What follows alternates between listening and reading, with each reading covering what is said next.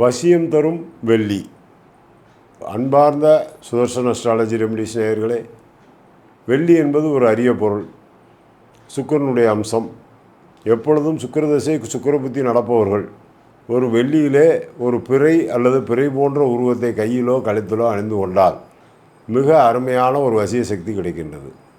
இதை விட ஒரு நல்ல விஷயம் என்றால், சாமி சொல்பவர்கள், அருள்வாக்கு சொல்பவர்கள், ஜோதிடர்கள், இப்படிப்பட்டவர்கள் இந்த வெள்ளியை எப்படி பயன்படுத்தலாம்?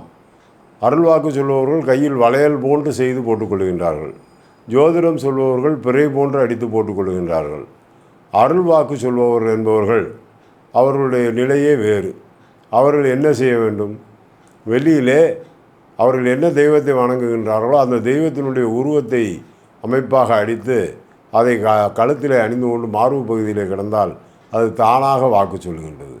அப்படி வாக்கு சொல்லும் பொழுது இந்த வசிய சக்தி மிகவும் நன்றாக இருக்கின்றது.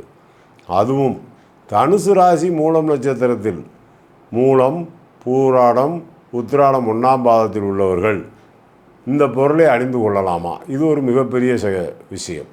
வசிய சக்தி என்று நினைத்து அந்த வெள்ளியிலே சுக்கிரதசை நடக்கும்போது அந்த பொருளை போட்டால் இவர்கள் லாஸ் ஆகி ஊரை விட்டு ஓடுகின்றார்கள். அப்பொழுது இவர்களை காப்பாற்றுபவர் யார்? ஏன் இதை அணியக்கூடாது? இதை எப்படி அணியலாம்? இதுதான் கேள்வி. அப்பொழுது அவர்களுக்கு யோகாதிபதியாக வருகின்ற புத்தியும் திசையும் உள்ள ஒரு காலத்தை எடுத்து அதன் மூலமாக வெள்ளியிலே செய்து கொண்டு அதற்குண்டான கற்களை வைத்து பூஜை செய்து கையிலே மோதிரமாக அணிய வேண்டும். அப்படி அணிந்தால் இந்த பாதிப்பு கிடையாது. இந்த வசிய சக்தி என்பது சுக்கிரனுக்கு மிகப்பெரிய விஷயம்.